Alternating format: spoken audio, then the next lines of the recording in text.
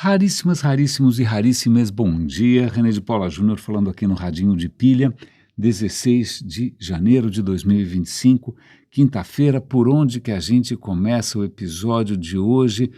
Talvez por lembranças da minha infância, não sei, balinhas coloridas, né, gelatina vermelha, verde, amarela, qual o seu sabor preferido, qual M&M você gosta mais?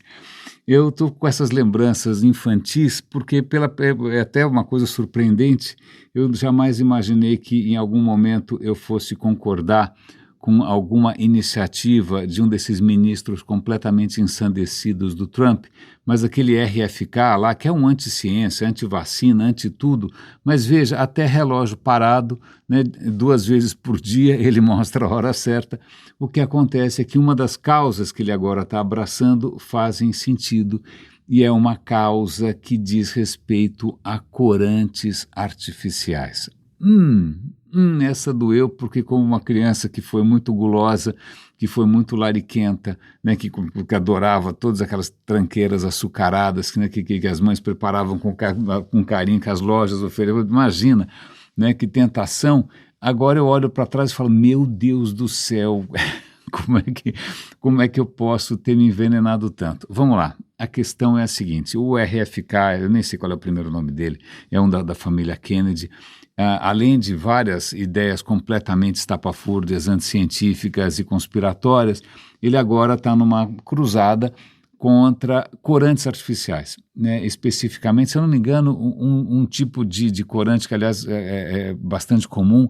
Esses corantes artificiais todos, eles normalmente são uma palavra de cor, por exemplo, vermelho 3, amarelo, vermelho 40, amarelo 6. Né, se você encontrar isso, bom, primeiro se você tiver a visão suficientemente boa, ou se você for um míope como eu e conseguir ler o rótulo de alguma coisa e encontrar esses ingredientes ali, preocupe-se bastante, porque aquilo pode ser lindo, aquilo pode tornar o seu Doritos maravilhoso, pode tornar o seu cereal matinal mais apetitoso, brilhante, inspirador, mas aquilo é um veneno. Vamos lá, corantes. Corantes são substâncias que a humanidade usa faz muito tempo para mudar a cor das coisas, né? Você pode usar um corante para mostrar que você é o imperador romano e então você vai usar púrpura que é extraída de pequenos moluscos na costa do Mediterrâneo, nem sei aonde mais, acho que era na Síria. Ok. Né? Você pode usar azul, que é um corante tão raro, mas tão raro, na Idade Média era um corante tão raro, que você usava para pintar Virgem Maria, para pintar santos, para pintar reis, né? Esse azul, como é que chamava esse azul? Azul ultramarino, né? Porque ele vinha do Afeganistão, imagina, uma rocha que você tem, o lápis lazuli, você tem que esmigalhar aquilo para fazer aquele azul. Então, quando você vê uma pintura de santos, etc. e tal, você vê aquele azul, a escolha é justamente na estética, porque é um azul caríssimo, mais caro do que ouro. Então, sei lá, você tinha, no México, você tingia as coisas de vermelho usando a cochinilha, que é um bichinho minúsculo que cresce naquele cacto horroroso lá que faz tequila. Então, ao longo do tempo, a humanidade descobriu maneiras naturais, né, de dar uma cor um pouco diferente às suas roupas, às suas comidas, né, fazer pigmento para pintura, pigmento para estátuas, etc, etc, etc. Certo?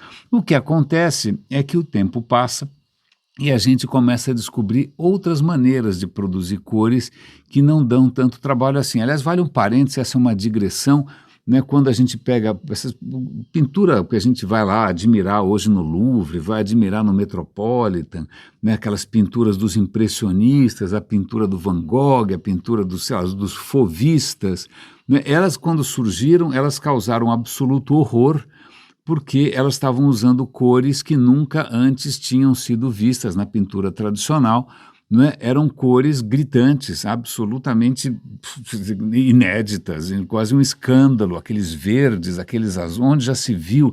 É porque no século XIX a gente começa a descobrir como fazer cores sintéticas. Então, o Van Gogh usou e abusou disso, outros pintores também. Aliás, fazendo uma outra digressão aqui, vou ver se eu consigo encontrar o link para compartilhar com vocês, enquanto eu ouço alguma máquina aqui na construção ao lado, espero que vocês estejam sendo poupados desse barulho. né? Mas o que acontece é que muitas pinturas do Van Gogh que você vai admirar hoje, sei lá, no Museu Van Gogh em Amsterdã, né, ou no MoMA, de repente, em Nova York, elas não são exatamente como ele pintou, porque ele usou tintas ali sintéticas que ele não sabia, né, que embora elas fossem, naquele momento que ele estava usando, simples, gloriosamente iridescentes e coloridas, né, o que acontece é que elas não resistiram ao tempo. Então acho que eu vou localizar isso, um vídeo muito interessante que eu vi com a minha mulher outro dia desses, que tem uma pintura que ele fez ali naquele manicômio, naquele hospício em que ele se interna, não é? E onde ele acaba morrendo. Algumas das últimas pinturas ali são de umas flores que têm uma cor violeta lilás absolutamente inacreditável. Quer dizer, a flor tem, e dá para saber porque a equipe de filmagem foi até lá e filmou o raio da cor, né? Mas quando você olha o quadro, é uma cor que não tem nada a ver. Ele era daltônico? Não, simplesmente o pigmento degenerou. Né, aquela tinta degenerou. Não é a primeira vez que, de repente, um artista investe em algum tipo de técnica que não resiste à passagem do tempo. Vou fazer uma outra digressão aqui, falando de memória, mas, como sempre, eu vou dar o link na descrição do episódio. Né, a Santa Ceia do Leonardo da Vinci, que você pode ver em Milão, aliás, um absoluto milagre, porque Milão foi bombardeada, não sei como é que aquilo escapou. Né, a Santa Ceia, que é primor, um espetáculo, uma obra-prima, ela é uma sombra do que ela deve ter sido inicialmente, porque o Da Vinci resolveu, o cabeção teimoso, ele resolveu inovar, uma inovação disruptiva, e ao invés de usar a técnica consagrada, né, de você fazer, como é que chama aquilo quando você faz com gesso, estuco, que chama, que você faz quando você pinta no gesso fresco, tem uma maneira de você pintar, fazer uma obra de arte numa parede em que você pinta em cima do gesso antes que ele seque. E ele resolveu falar, vou fazer de outro jeito aqui. Né? E ele usou uma técnica um pouco ousada que em pouquíssimo tempo começou a pipocar, começou a descascar. Então, o que a gente está vendo hoje, a gente nem consegue imaginar como é que era originalmente, porque ele infelizmente escolheu, né, coisas que não resistiam muito bem à passagem do tempo. Ufa, fecha parênteses. Então, vamos lá. Então, em algum momento, século XIX, sobretudo, com o avanço da Revolução Industrial, com o avanço da química, a gente descobre como fazer outros tipos de pigmento. A partir do quê? De flores exóticas, de minerais perdidos nas montanhas do Afeganistão? Não. Aliás, vou dar um link aqui muito interessante, foi publicado hoje. Eu sigo vários arqueólogos e historiadores no Twitter e, sobretudo, no Blue Sky, para onde eu estou indo, né, deliberadamente. E tinha ali um resquício, uma relíquia magnífica, pelotinhas azuis encontradas no, sei lá onde, na Europa, sei lá, na Suíça. Que pelotinhas azuis são essas? Essas pelotinhas azuis eram um pigmento azul importado do Egito. O Egito produzia um pigmento azul, eles vendiam já de uma maneira já meio padronizada, em bolotinhas, né, vendiam, isso era transportado por todo o Império Romano. Então no Império Romano, quando alguém queria pintar alguma coisa de azul, importava esse azul egípcio. Veja que interessante esse trânsito, esse tráfego, essas rotas comerciais, mas sai do Egito, vai parar nas montanhas, não sei de onde, não é? Então, mais uma coisa interessante aqui, né? Você já tinha um comércio dessas coisas coloridas de lá para cá no Império Romano. Ok, mas no século XIX eles descobrem como fazer isso tudo sem precisar, de uma maneira mais prática, barata e, obviamente, tóxica, que é quando a gente descobre como fazer coisas sintéticas. Não é? Então, começam a surgir uma série de pigmentos, de tinturas feitas, extraídas do quê? Do petróleo, por exemplo, do carvão, que beleza, né? Aliás, um dos primeiros corantes artificiais foram usados para margarina, que beleza, margarina, que é aquela porcaria, não é? Para tornar aquilo um pouco mais palatável. Margarina acaba sendo o último recurso quando de repente um país está em guerra. Então na Primeira Guerra Mundial não tem mais manteiga, então o que faz? Soca margarina nas pessoas, as pessoas vão reclamar porque aquilo é horrível, né? Então como é que a gente torna, Primeira Guerra, Segunda Guerra, mesma coisa, não é? Como é que se torna aquilo mais palatável? Bota uma corzinha aí. E acho que eles descobriram como fazer isso, se eu não me engano, com algum tipo de anilina, eu não leio, é uma coisa sintética. Bom, descobriu-se em pouco tempo que aquilo provocava doenças escabrosas, provocava, né? Então começaram a pensar outras maneiras de você tornar a margarina amarela, certo? E aí o vídeo que eu vou dar um link aqui bastante interessante, ele vai mostrar que ao longo do tempo, né, foram surgindo novas maneiras, azuis, vermelhos, amarelos, fala aí, né, todos derivados do petróleo, do carvão, né, cada um criado de um jeito e tal, que de repente fazem um sucesso com a meninada, até que na década de 50, num determinado Halloween, que a criançada enche a pança de docinhos baratos, você tem ali um surto horroroso de diarreia e intoxicação, eles descobrem que era um dos corantes, e aí os Estados Unidos começam a querer regulamentar, você tem uma instituição lá chamada FDA, né, Federal Drug, eu não lembro mais como é que era, é o órgão que, como se fosse a Anvisa brasileira, alguma coisa parecida com isso.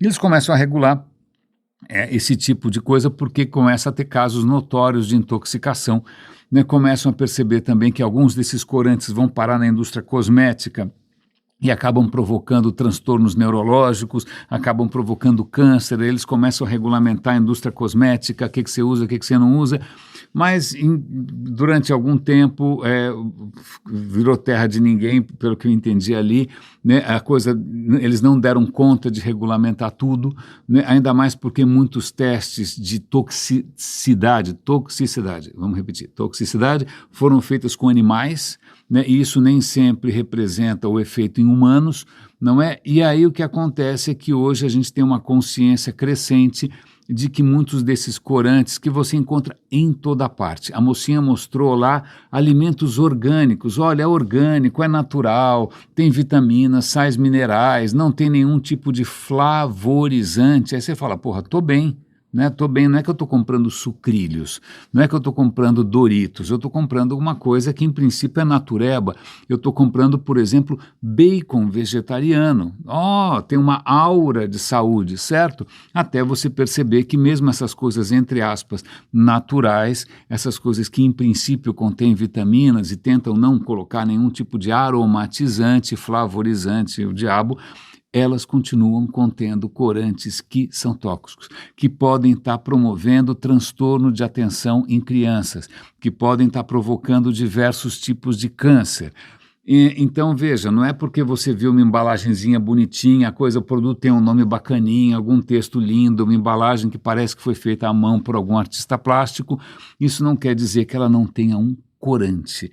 E, bom, assistam lá o vídeo, é muito interessante, é lógico, quando ela vai mostrar lá aqueles sucrilhos coloridos americanos, que nem sei o que parece, aquilo parece plástico, né? Quando ela vai mostrar alimentos ultraprocessados, quando ela vai mostrar molhos de tomate, tudo isso tem algum tipo de corante que já está começando a ser colocado em xeque. A Califórnia acaba de suspender um desses corantes, que é o vermelho 3.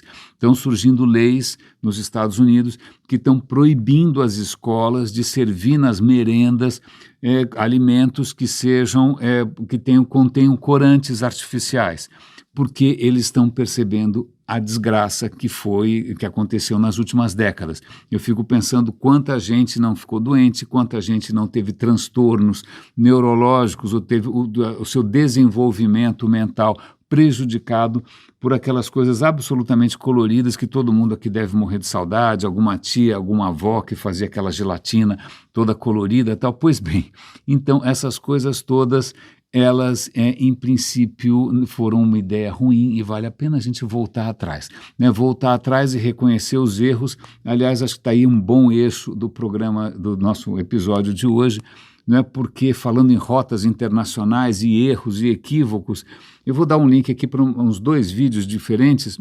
extremamente interessantes, sobre algo que, quando foi descoberto, parecia, sei lá, isso não é possível, isso daqui deve ser fake news, isso daqui deve ser forjado. O que acontece? Vamos lá. Final do século XIX, né? Você começa a ter os impérios europeus se expandindo, né? Com um contato maior da, entre aspas, civilização branca europeia com a África, e aí descobrem a arte africana. né? E a arte africana, eles começam a perceber que é uma arte bastante peculiar, não é uma arte naturalista, né? Não é que uma arte que você reconhece a pessoa como se fosse um busto romano, ou como se fosse uma daquelas abstrações magníficas de deuses gregos. Não, são coisas, às vezes, geométricas, às vezes muito bonitas. Eu tenho uma peça aqui que eu gosto bastante, geometricíssima, que, aliás, serviu como inspiração para o logo de um dos projetos que eu mais gosto, esses meus projetos que são não comerciais, absolutamente independentes, que é o Vamos Falar sobre Impacto. O logo daquilo foi baseado numa escultura africana que eu tenho aqui. Ok, então isso vai inspirar o Picasso. O Picasso, quando vê essa arte africana, mas a gente tem que lembrar, estou fazendo uma série de digressões hoje, por favor, me perdoem, ou me agradeço também, não sei, né? Mas o Picasso, imagina, você é um cidadão europeu, você está terminando o século XIX, começando o século XX, Belle Époque, tudo maravilhoso, se você for branco, né? É tudo aquele sonho de progresso. Aí vem a Primeira Guerra Mundial, que é uma absoluta barbárie, que é uma absoluta massacre, matança, aquela morte em escala industrial, metralhadoras, bombas, bombardeio, gás mostarda, uma coisa horrível. Puxa, se você é uma pessoa sensível, você olha em volta e fala, o mundo acabou, né? O que eu chamava de civilização, desculpa, isso é barbárie disfarçada. Eu vou procurar outras fontes de inspiração. E é por essas e outras que, de repente, o Van Gogh vai se encantar com pinturas e gravuras japonesas. É por isso que o Picasso vai se encantar com a arte africana, e de repente ele começa a fazer uma arte toda diferente, toda quebrada. Foi ele tentando buscar inspiração e alguma coisa que não fosse, né, esse mundo que estava em crise, em xeque do mundo europeu. Pois bem, à medida que os europeus começam assim a enfurnar ali pela África, eles começam a encontrar algumas coisas estranhas, né? Por exemplo, você tem na Nigéria, que acho que, se eu não me engano, foi colonizada pela Inglaterra, num certo momento tem lá um princípio de rebelião, aí os soldados ingleses acham que é mais do que justificado, né? Você simplesmente botar fogo em tudo, matar todo mundo, e descobrimos tesouros, vamos levar esses tesouros de volta. São os tesouros de Benin, que hoje já apareceram várias vezes aqui no radinho, né?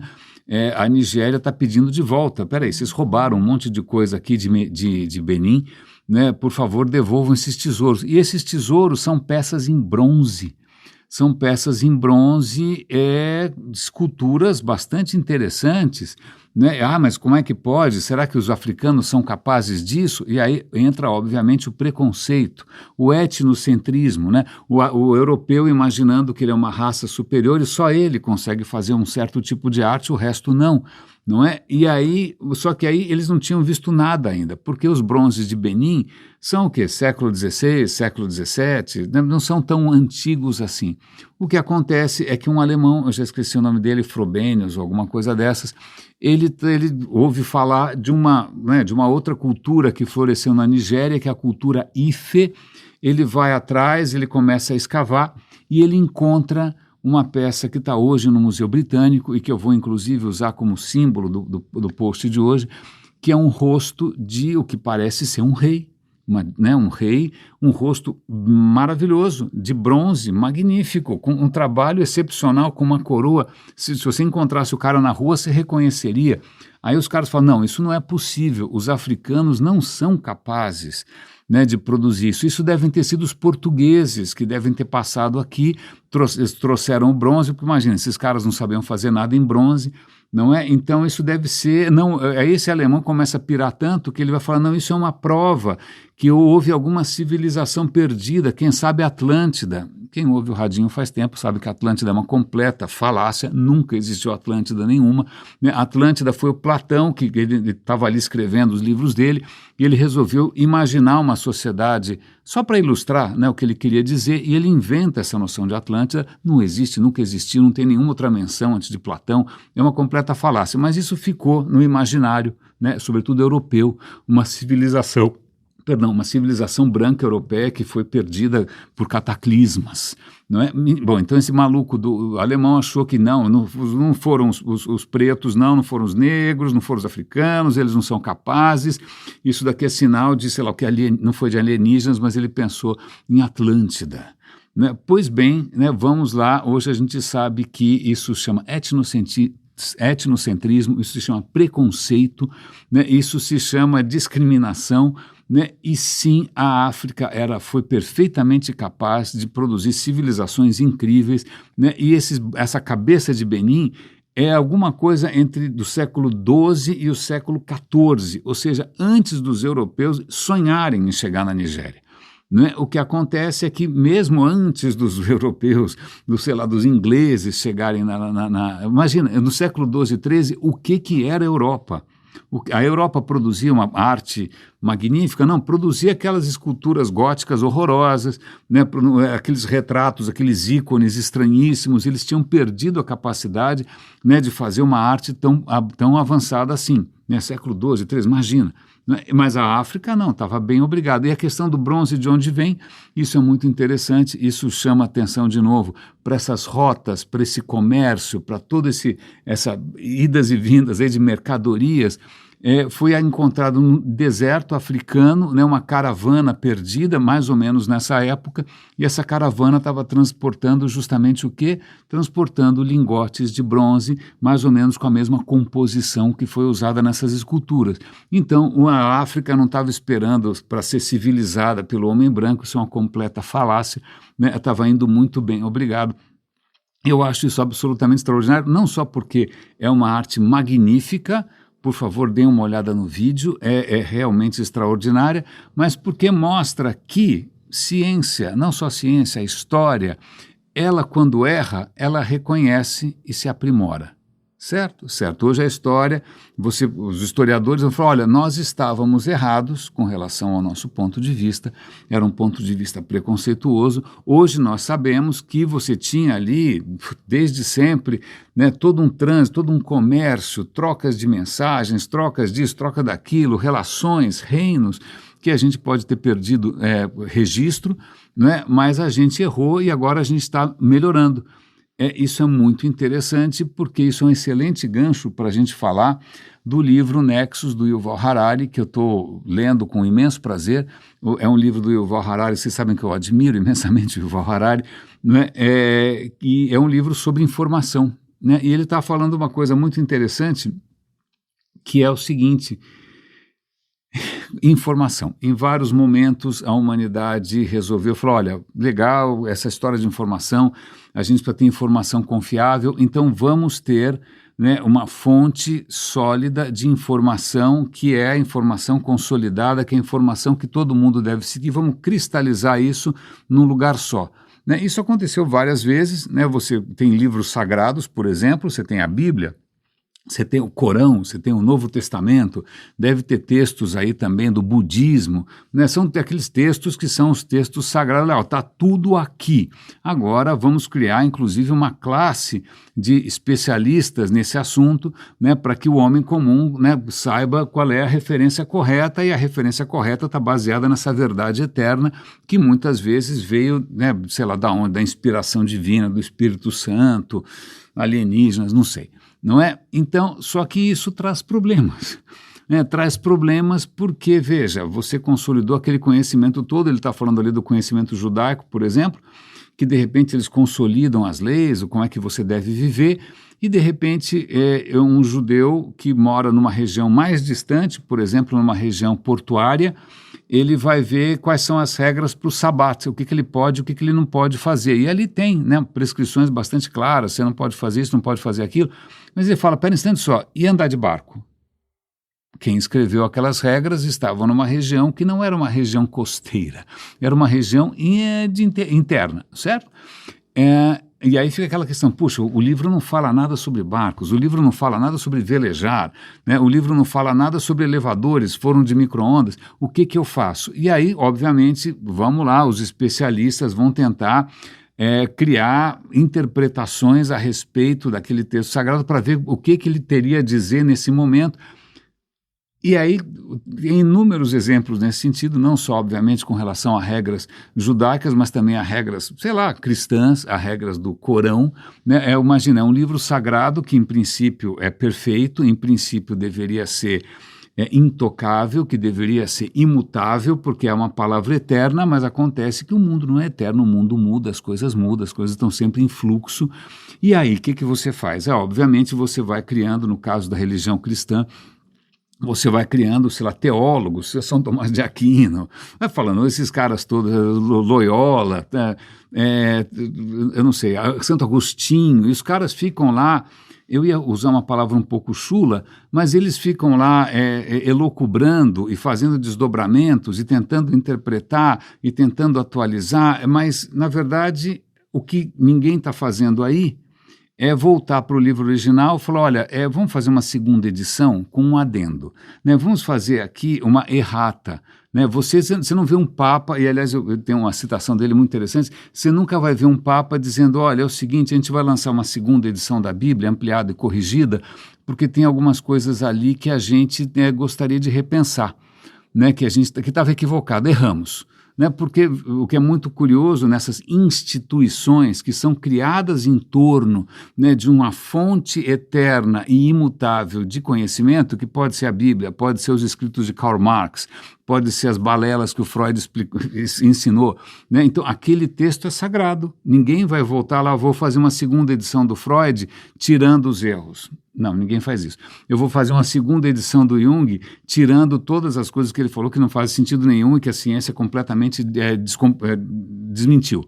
Não, isso não vai acontecer. Esses textos viram textos de referência e você vai construir instituições em torno disso que, quando elas não têm maneira, não tem outro jeito a não ser admitir que alguém comeu bola, elas vão botar a culpa em alguém.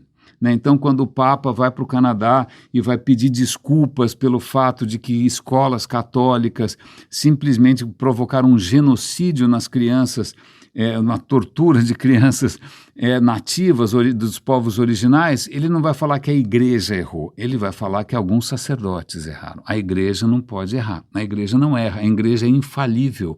Aliás, o Papa é infalível, pelo menos em termos de doutrina, o que ele falou está falado.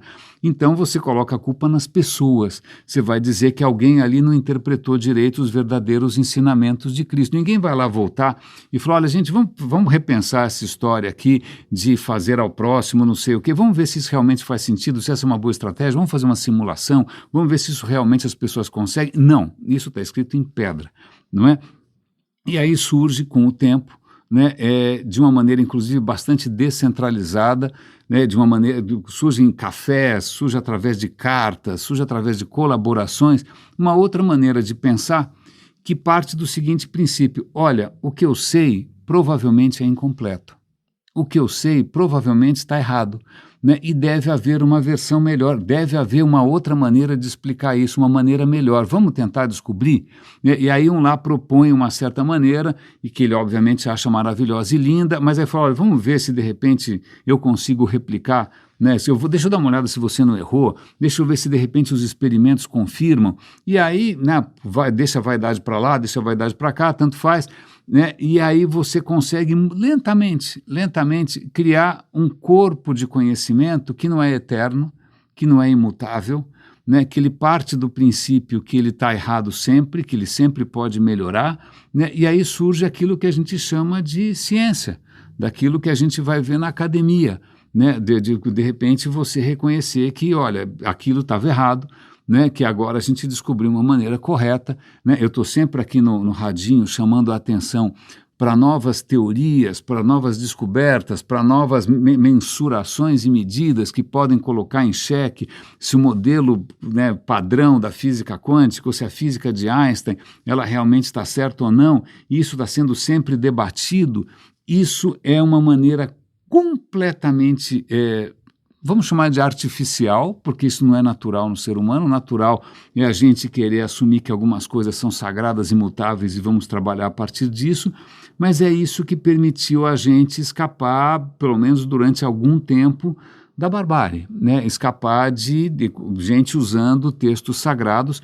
Aliás, aqui eu até sublinhei, eu estou lendo no Kindle, eu estava ouvindo o audiolivro do Nexus, mas eu resolvi ler no Kindle, porque ali eu consigo sublinhar melhor e registrar algumas passagens, mas teve lá um papa que fez uma bula papal, na bula não é nada de remédio, é algum pronunciamento que o papa faz, mas que era alguma coisa assim, olha, os colonizadores têm todo o direito de matar, de torturar e fazer o que quiser com os infiéis em nome de Cristo. Então um Papa escreveu lá, e o Papa é infalível, né, que se você estiver expandindo, né, a civilização europeia, né, por outras paragens, por exemplo, a África, por exemplo, a América, né, as Américas, a Ásia, sim, você pode eventualmente matar infiéis, você pode torturar os hereges, porque isso é em nome de o Papa. Está escrito, ele já falou. Isso já aconteceu, agora é tarde, né? Agora foram séculos e séculos de desrespeito, de tortura, de crueldade,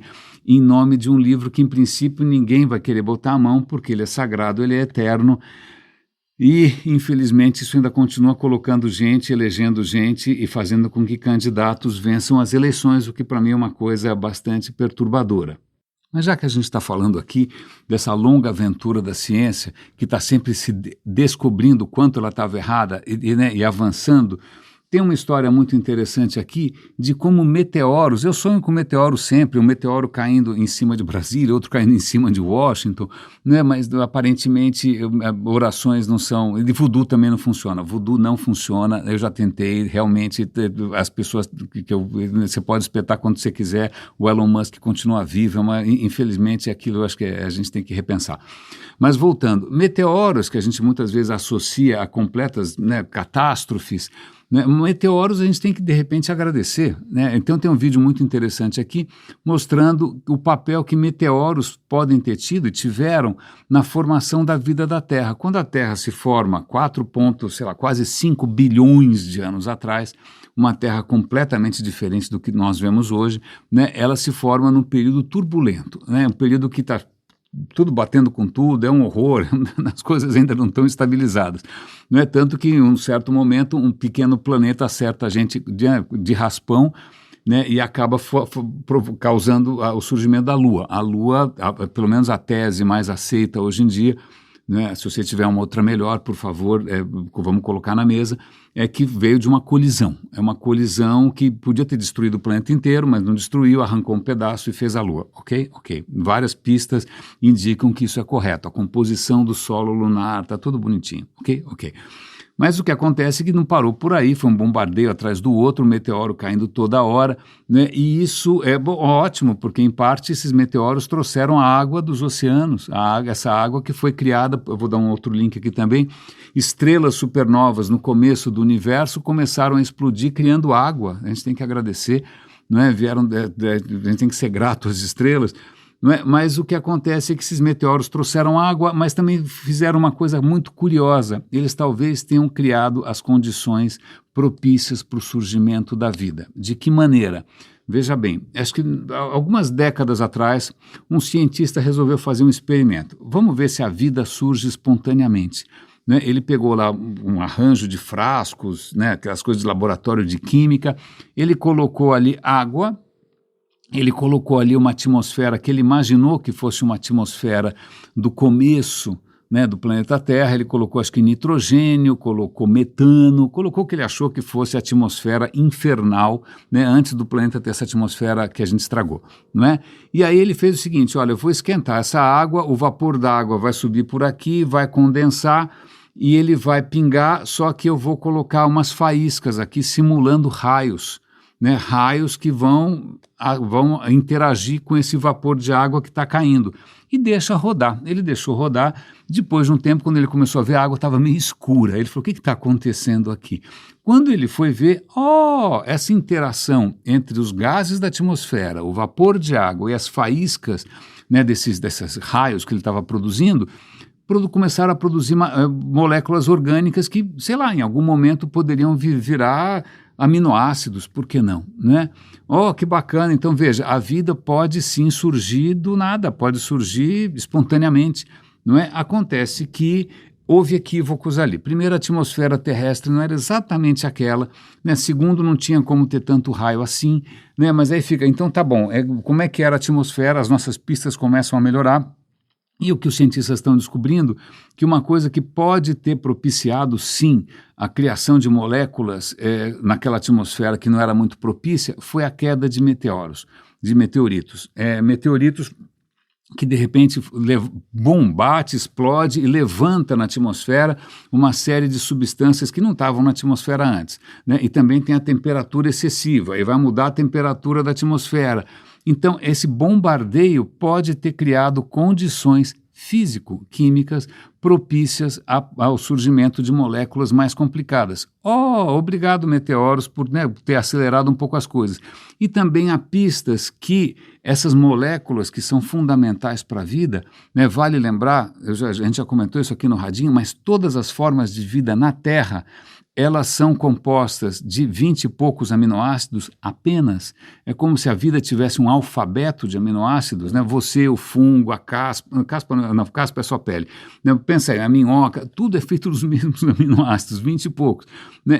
Tudo indica que alguns desses aminoácidos tenham se formado espontaneamente fora da Terra, né? E tenham sido trazidos aqui também por meteoros contaminados. Então, uau, que bacana, está começando, é uma história mais legal do que qualquer mito de criação, sei lá, sobre as águas, o verbo. Eu nunca entendi essa história do verbo, né? Nunca entendi, não, barro, não, a gente está começando a entender e a ciência não para de descobrir novas maneiras de explicar cada vez melhor o que a gente enxerga. Plim, plim, Radinho informa. Fomos interrompidos subitamente pelo interfone e com o interfone chegou um prestador de serviços e com o prestador de serviços passaram-se quase 2 horas, né, tentando resolver um problema que infelizmente continua no mesmo ponto, mas vamos continuar aqui, a gente tem que encerrar o episódio de hoje e foi legal esse interlúdio, essa pequena interrupção na nossa conversa, porque já que a gente estava falando em cores aqui, isso me lembrou de um vídeo que eu vou compartilhar com vocês, muito interessante, sobre uma cor que tem nome e sobrenome. Não é? Um artista plástico chamado Yves Klein, ele resolveu, e aí eu não sei se isso é um tipo de senso de humor perverso, se é vaidade num grau doentio, ou se é algum tipo de perturbação, ou se é uma provocação, inclusive, com a própria noção de arte, ele resolveu patentear um azul. Então existe um azul, que é o azul Yves Klein, que é o azul que, aliás, se você quiser usar, você vai ter que comprar a tinta e pagar uma fortuna, porque a fórmula é, em princípio, secreta. Aliás, o Yves Klein já morreu, não é? E é muito interessante que esse é um azul espetacular, né? Você vai em museus do mundo, de repente tem ali um quadro só pintado com essa cor do Yves Klein, com esse azul, não é? Mas aí esse vídeo também apresenta um artista plástico que é um pouquinho aí, digamos, mais provocativo ainda, e ele falou, que história é essa? E eu vou fazer um azul para todo mundo. Né? Então ele passou 10 anos tentando descobrir qual é a fórmula daquele azul, e ele fez lá um azul para todo mundo que você pode comprar. Não é a primeira vez que ele faz isso, porque um outro artista plástico, aliás, tem até uma exposição dele em São Paulo que eu preciso ver, que é o Anish Kapoor, que é um artista indiano espetacular. Não sei se você for a Chicago, você vai ver aquela escultura dele monumental, que é chamada do Feijão, uma escultura metalizada, um espelho praticamente. O Kapoor também comprou os direitos de um tipo de cor negra, que é chamado de Vanta Black, porque alguém desenvolveu a cor mais preta do mundo, né, que de toda a luz que incide, ela reflete alguma coisa como 0,5%, né, e o nosso amigo Anish Kapoor resolveu usar isso na arte, que tem resultados muito interessantes. Qualquer coisa que você pinta com Vanta Black vira praticamente um buraco negro, né? Ela perde qualquer tipo de contorno, de relevo, ela simplesmente teu cérebro não sabe o que é aquilo, né? Então ele também comprou os direitos, esse artista resolveu produzir também o seu próprio preto mais preto. Bom, o Vanta Black não é, que cada coisa é absolutamente insana, né? A vaidade humana e o mundo dos negócios não cansam de não me surpreender. Não é? Mas é interessante porque cientistas e pesquisadores já descobriram pigmentos negros mais pretos ainda que o Vanta Black. E não é só uma questão de, sei lá, antes a gente usou carvão durante muito tempo, né? Usou para fazer grafite, etc. Mas descobriram que não é só uma questão de pigmento, é uma questão também de como, do ponto de vista meio de geometria, né? Isso pode influenciar. Então, essas tintas, esses acabamentos pretíssimos, ultra black, eles usam nanotubos, tubos muito pequenininhos, de fibra de carbono, né, ou então ou de grafeno, ou então eles usam microcavidades para capturar a luz, e você tem aí acabamentos que chegam a 0,05% de refletividade, absurdo, mas o que é mais interessante é que ela mostra que a natureza já tinha se adiantado, ela não patenteou, é claro, ela não deu um nome, sobrenome, não, né, não tem um preço especial, mas alguns pássaros, e aliás uns pássaros extraordinários, eles conseguem fazer um preto, absolutamente preto, não é? Mas aí, qual é o segredo? O segredo é nenhuma intervenção divina, nenhuma maldição bíblica, né? O segredo é simplesmente evolução, né? Evolução explica tanta coisa, o tempo, né? O tempo, como diria Caetano, tempo,